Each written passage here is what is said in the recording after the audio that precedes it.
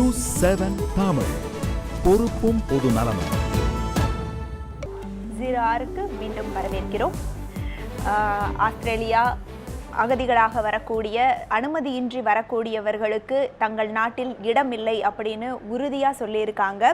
இப்போ அது பற்றியான பல்வேறு ஐநாவின் நெறிமுறைகள் எல்லாவற்றையும் பார்த்தோம். அகதிகளுக்காக அவர்கள் வகுத்திருக்கக்கூடிய விஷயங்கள் எல்லாத்தையும் இதில் முக்கியமாக நமக்கு மிகவும் அருகில் இருக்கக்கூடிய அப்படின்னு வரும்போது நமக்கு பார்க்கும்போது இலங்கையிலிருந்து வரக்கூடிய இந்த அகதிகள் அப்படிங்கிறவங்க இவர்கள் இங்கே தமிழகத்தில் இல்லை இந்தியாவில் எப்படி நடத்தப்படுகிறார்கள் அப்படிங்கிற கேள்வி நமக்கு முதல்ல முன்னெழுது. ஏன்னா இவ்வளவு வரைமுறைகள் ஐநா வகுத்திருக்கும் பட்சத்திலும் அவர்கள் முகாம்களில் தங்க வைக்கப்பட்டிருக்கிறார்கள், சிறப்பு முகாம்களில் தங்க வைக்கப்பட்டிருக்கிறார்கள். அவர்களுக்கு முறையான கல்வியோ அல்லது வேலை வாய்ப்போ சொத்து வாங்கும் உரிமையோ இது போன்ற விஷயங்கள் கிடைக்கின்றனவா என்ற பல கேள்விகள் நம் முன் எழத்தான் செய்கின்றன.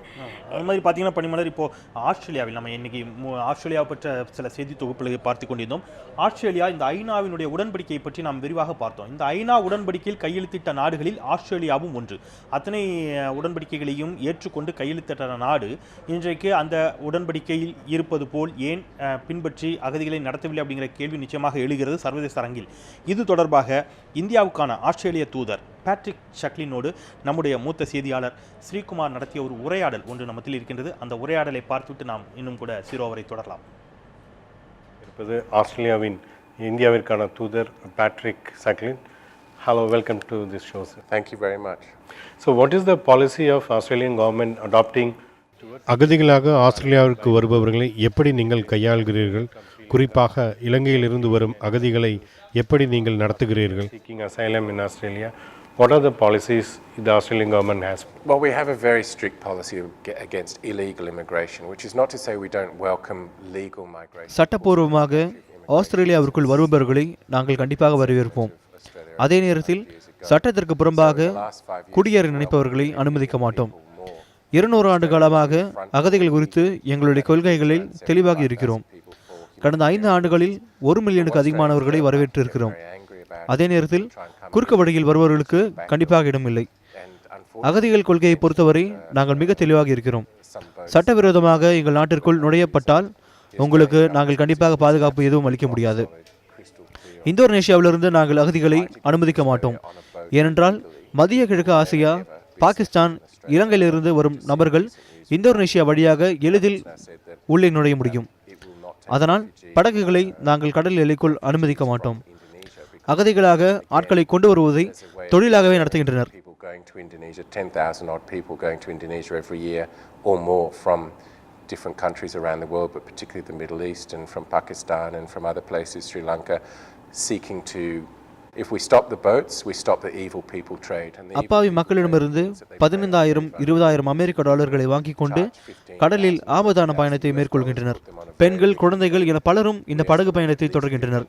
People have lost their lives at sea, minimum families, children, women trying to get to Australia illegally. That's also சட்டப்படி சரியாக உங்கள் பயணத்தை மேற்கொண்டால் கண்டிப்பாக நாங்கள் உங்களை வரவேற்போம். சட்ட விதிமுறைகளை மீறினால் ஆஸ்திரேலியாவுக்குள்ளே நுழைய விட மாட்டோம். Through the back door illegally you won't get to Australia. There are wider criticism by the Tamil diaspora. அயல் நாடுகளில் வாழும் இலங்கை தமிழர்கள் உங்கள் நாட்டின் அகதிகள் கொள்கையை விமர்சனம் செய்கிறார்களே, அதை பற்றி உங்கள் கருத்து என்ன? So how do you justify or how do you defend your side on this? You defend it on the basis of the facts, and per capita Australia is the second largest, most generous country. இந்த விமர்சனத்தை நான் ஆதாரபூர்வமாக மறுக்கிறேன். அகதிகளை வரவேற்பதில் உலகத்திலேயே 2வது பெரிய நாடு ஆஸ்திரேலியா. 75,000க்கும் மேற்பட்ட பிரச்சனைகளை சந்திக்கிறோம். நேர்வழியில் சட்டப்பூர்வமாக 10 லட்சத்திற்கும் அதிகமான மக்கள் ஆஸ்திரேலியாவிற்குள் தஞ்சமடைந்துள்ளனர். நிச்சயமாக நாங்கள் அவர்களின் துயரத்தை பகிர்கொள்வோம். அகதிகள் குறித்து தெளிவான கொள்கையில் செயல்பட்டு வருகிறோம். எங்கள் கடல் எல்லையை பாதுகாக்க படகில் வரும் நபர்களை தடுத்து நிறுத்துகிறோம். உண்மையான அகதிகளாக இருந்தால் கண்டிப்பாக வரவேற்போம். நீங்கள் குறிப்பிடக்கூடிய ஐநா சபையின் குற்றச்சாட்டுகள் குறித்து எனக்கு எதுவும் தெரியாது. ஆனால் கண்டிப்பாக ஒன்று தெரியும், ஆஸ்திரேலியாவை பொறுத்தவரை சகிப்புத்தன்மை மிக்க நாடு, நட்பு ரீதியாகவும் மனித உணர்வுகளை மதிக்கக்கூடிய நாடாகும். இது உலக நாடு அனைத்திற்கும் தெரியும். அதே நேரத்தில் நீங்கள் சட்டத்தை மீறி உள்ளே நுழைய முயன்றால் அதை கண்டிப்பாக ஏற்க மாட்டோம். அதே போன்று நிலையைத்தான் மற்ற நாடுகளும், ஏன் இந்தியாவும் கூட கடைபிடித்து வருகிறது. worst and hardest situations in the world, and they are genuine refugees, and we're very happy to accept them in Australia. Even UN has ஐநாவும் ஒரு கடுமையான விமர்சனத்தை உங்கள் நாட்டின் மீது வைக்கிறதே.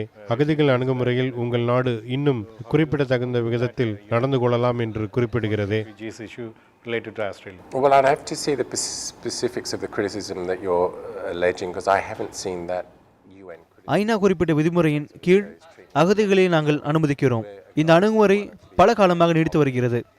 அதே நேரத்தில் சட்டத்தை மீறி அத்துமீறி உள்ளே நுழையவர்களை கண்டிப்பாக அனுமதிக்க மாட்டோம்.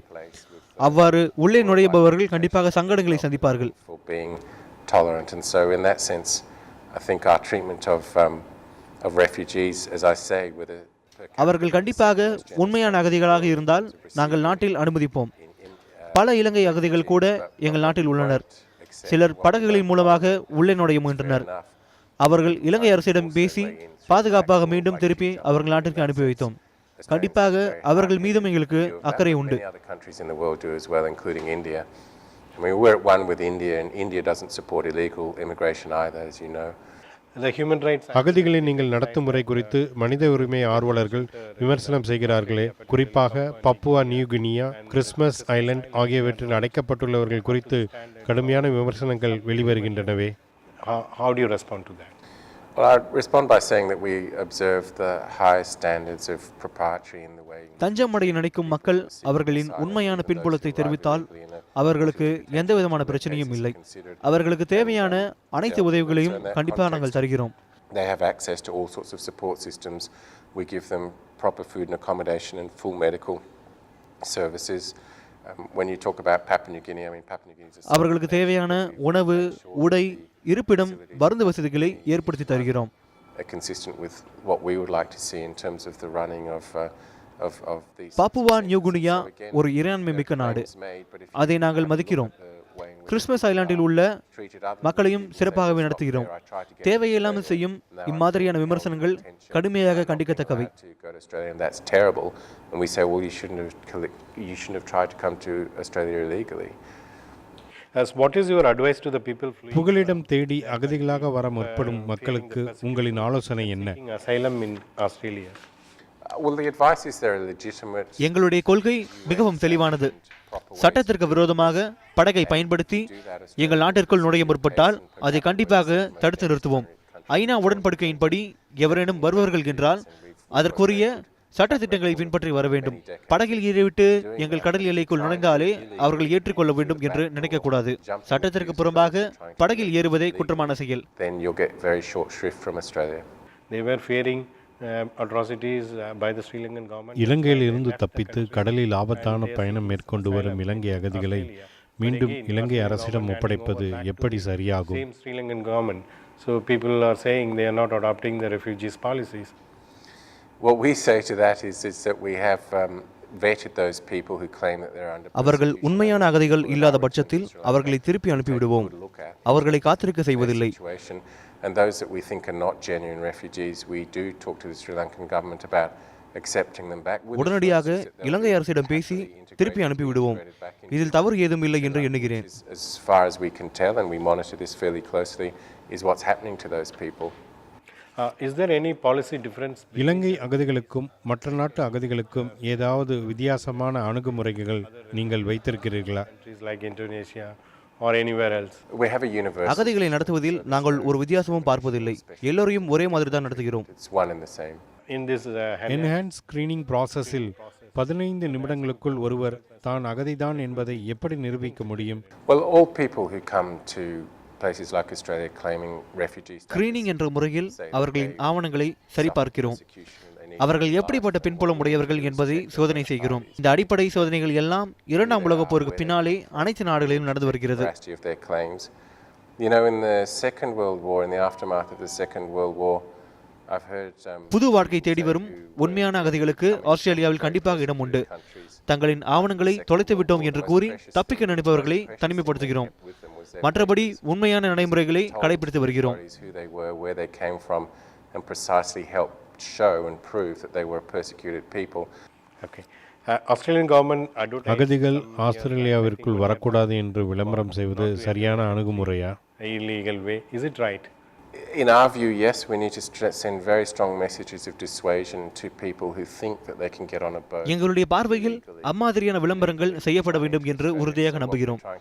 ஏனென்றால் அப்பாவிகளிடமிருந்து ஆசை வார்த்தைகளை கூறியும் அவர்களிடம் பல்லாயிரக்கணக்கான டாலர்களை பெற்றுக்கொண்டு இம்மாதிரியான தொழிலில் ஈடுபட்ட பலரையும் ஏமாற்றி வருகின்றனர். அவர்களை தடுப்பதற்கு தான் இதுபோல விளம்பரங்களை நாங்கள் பயன்படுத்துகிறோம். நாங்கள் மிக தெளிவான செய்தியை கொண்டு செல்ல எண்ணுகிறோம். அதாவது தவறான வழியில் ஆஸ்திரேலியாவிற்குள் யாரும் நுழைய முடியாது என்பதை குறிப்பிடுகிறோம். A series, a web of lies that these people tell these people, these vulnerable people, in terms of if you do pay us this money, you will get to Australia. And so therefore we feel we have to get out the real message. And a lot of people from this coastline of Kerala, Tamil Nadu, Andhra, கடலோர மாநிலங்களில் இருந்து குறிப்பாக கேரளா, தமிழ்நாடு, ஆந்திராவில் உள்ள இலங்கை அகதிகள் படகுகளில் ஆஸ்திரேலியாவுக்கு தப்பிச் செல்கின்றனர். அது பற்றி உங்கள் கருத்து என்ன? Steps taken by the Australian government to talk to this issue to the Indian government. Well, obviously we work very closely with the Indian government in India. We don't want to do anything to upset, offend. நாங்கள் கண்டிப்பாக எங்களுடைய நட்பு நாடுகளை சங்கடப்படுத்த விரும்பவில்லை. இந்திய அரசும் இது குறித்து தெளிவாக எடுத்துக் கூறியிருக்கிறது. It's very obvious in terms of the Indian government's policies that India has as big a problem with illegal migration as Australia does. இந்தியாவிலிருந்தும் இந்தியாவிற்கு வெளியே இருந்தும் பலரும் வருகின்றார்கள். கடலில் மிக ஆபத்தான பயணத்தை மேற்கொண்டு குழந்தைகளும் பெண்களும் வருவது அச்சம் தரக்கூடியது. இதை தடுத்து நிறுத்த வேண்டும். அதற்கான முயற்சிகளை அனைத்து நாடும் எடுக்க வேண்டும். Stop ventures, sharing information to make sure that if there are ventures on foot that there's information made available to stop them.